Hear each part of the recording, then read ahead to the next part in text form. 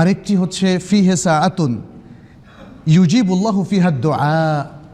জুমার দিন এমন একটা টাইম আছে যে টাইমে যদি কোনো মুসলিম আল্লাহর কাছে দোয়া করে, আল্লাহ সে দোয়াকে কবুল করেন।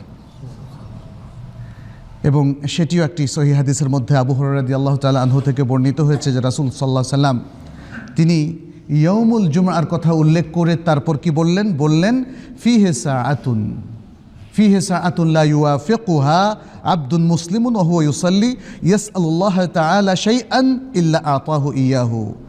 জুমার দিন এমন একটা সময় আছে, যদি কোনো মুসলিম সেই সময়টা পেয়ে যায়, সেই সময়ের সাথে মুওয়াফাকাত করতে পারে, সেই সময়টাকে কাজে লাগিয়ে সে সালাতরত অবস্থায় আল্লাহর কাছে কিছু চায়, তাহলে আল্লাহ তাআলা তাকে অবশ্যই সেটা প্রদান করেন। সুবহানাল্লাহ। তো এখন আমাদের অনেকেই চাওয়া আছে, তাই না, আল্লাহর কাছে। আমরা কিন্তু হুজুর ডেকে সে চাওয়াটা মাধ্যমে অর্জন করার চেষ্টা করি, অথচ সকল কোরআনের আয়াত এবং হাদিসের বক্তব্য হচ্ছে যে না, সরাসরি চাবেন আল্লাহ কবুল করুন। উদউনি আস্তাজিব লাকুম। আল্লাহ কি বলছেন, তোমরা কোনো মাধ্যমে আমার কাছে দোয়া করো, আমি তোমাদের দোয়া কবুল করব। বলছে আমার কাছে সরাসরি দোয়া করো, আমার কাছে চাও, আমাকে ডাকো, আমি তোমাদের ডাকে সাড়া দেব। ওয়াইদা সাআলাকা আন্নী ইবাদি ফাইন্নী করিব। যখন আমার বান্দা আমার কাছে কিছু চায়, যাচনা করে, আমি তার কাছেই আছি। আল্লাহ কাছেই আছেন বলে কি বুঝালেন আমি তোমার ডাকটা শুনতে চাই, আমি তোমার দোয়াটা শুনতে চাই, তুমি আমার কাছে কিছু চাও, এটা আমি চাই, কারণ আমার তো দিদার্স দেওয়ার ক্ষমতা, তাই না? আল্লাহ সুবহানাহু ওয়া তাআলার কাছে কি কোনো সীমাবদ্ধতা আছে?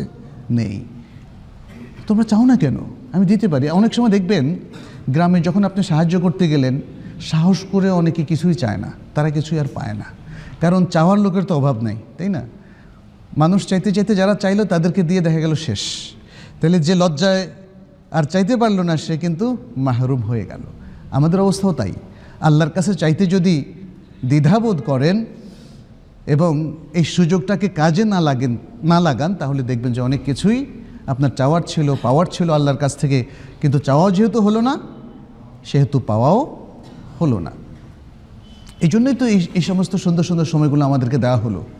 তাহলে এমন একটা সময় আছে যে সময় যদি আমরা কিছু চাই, আল্লাহ তাতে সাড়া দেবেন এবং তিনি আমাদেরকে প্রদান করবেন বলে নবী সাল্লাল্লাহু আলাইহি ওয়াসাল্লাম আমাদেরকে অবহিত করেছেন। সেই সময়টা কখন? এই সময়টা নিয়ে ইখতিলাফ আছে। কেউ বলেছেন মসজিদে আসার পর থেকে সেই সময়টা শুরু হয়ে যায়, কেউ বলেছেন জুমার খুতবার আগের সময়, কারো মতে 2 খুতবার মাঝখানের সময়, অথবা খুতবা চলাকালীন সময় ইত্যাদি।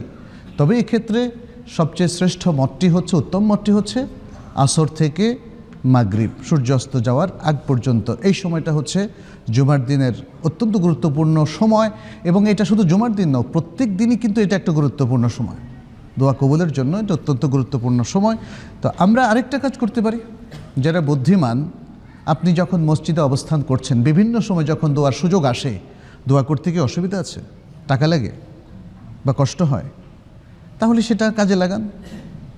মানে মসজিদে শুরু থেকে শেষ পর্যন্ত যতক্ষণ থাকবেন, সুযোগ মতো আপনার চাওয়াটা আপনি আল্লাহর কাছে বারবার পেশ করবেন।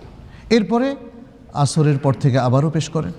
তাহলে যতগুলো মতামত আমরা ওলামায়ে কেরাম থেকে পাচ্ছি এই যে ফিহে সাআতুনের ব্যাখ্যায়, সবগুলো সময় যদি আমরা কাজে লাগিয়ে আল্লাহর কাছে দোয়া করতে পারি, তাহলে আশা করা যায় যে আমরা শ্রেষ্ঠ সময়গুলোকে আসলেই সন্দেহাতীতভাবে পেয়ে যাব। কোনো কারণে যদি এমন হয় যে আমি যে সময়টা আসলে দোয়া করলাম ওই সময়টা রাজেহ মত হলো না, তাতে কিছু আসে যায় না। আপনি তো এই হাদিসটাকে আমল করার জন্যই আপনার সুযোগ মতো একটা সময়কে খুঁজে বের করেছেন, এবং নবী সাল্লাল্লাহু আলাইহি সাল্লাম কিন্তু ফিহে সাআতুন বলে ওই সময়টা নির্ধারণ করেন নাই। এটা উম্মতের প্রতি রহমত, কারণ সবার জন্য একটা সময় প্রযোজ্য নাও হতে পারে, সবাই একই সময়টাকে অ্যাভেল নাও করতে পারে, যে যার সুযোগ মতো হয়তো দোয়াটা করলো। ফলে সেই সুযোগ কিন্তু এই হাদিস অনুযায়ী থেকেই গেল যে ফিহে সাআতুন, এতে এমন একটা সময় আছে যখন আল্লাহ বান্দার আরজি শোনেন এবং তার দোয়া কবুল করেন। তাহলে সেই সময়টা হতে পারে যে কোনো সময়।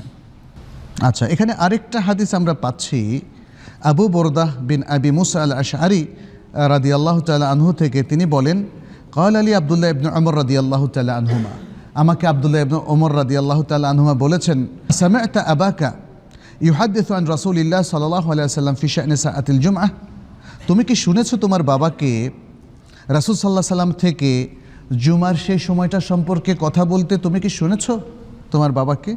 ক্বালা কুলতু নাআম, তিনি বললেন যে হ্যাঁ, নাআম সামি'তুহু ইয়াকুল, আমি তাকে বলতে শুনেছি।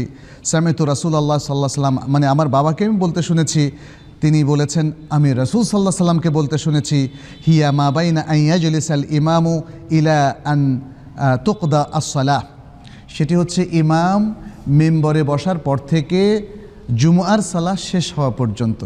তাহলে একটা হাদিসে আমরা এটাও পেয়ে গেলাম, আর অন্যান্য মত তো পেয়ে গেলাম, অন্যান্য আরও একাধিক হাদিস কিংবা ওলামাদের মতের আলোকে।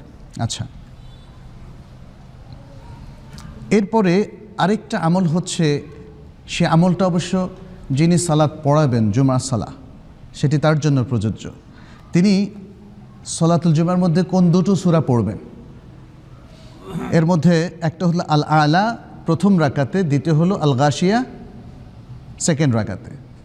সলাতুল জুমার প্রথম রাকাতে সূরাতুল আলা সাব্বিহ ইসমা রাব্বিকাল আলা, এবং দ্বিতীয় রাকাতে হাল আতাকা হাদিসুল গাশিয়া। আর আরেকটা রেওয়ায়তও আছে, সেটি হলো প্রথম রাকাতে সূরাতুল জুমআহ, দ্বিতীয় রাকাতে সূরাত আল মুনাফিকুন। আচ্ছা, তাহলে কি ইমাম সবসময় এটাই পড়বে, অন্য কিছু পড়বে না? না, অন্য কিছু পড়াও যায় যাচ্ছে। অতএব মাঝে মাঝে একটু পরিবর্তন করাটা ভালো, যাতে মানুষ মনে না করে যে প্রথম রাকাতে শুধু আলাই পড়তে হবে অথবা সূরাতুল জুমআহ, দ্বিতীয় রাকাতে সূরাতুল গাশিয়া অথবা সূরাতুল মুনাফিকুন পড়তে হবে, এই ধারণাটা যেন সৃষ্টি না হয়। আচ্ছা,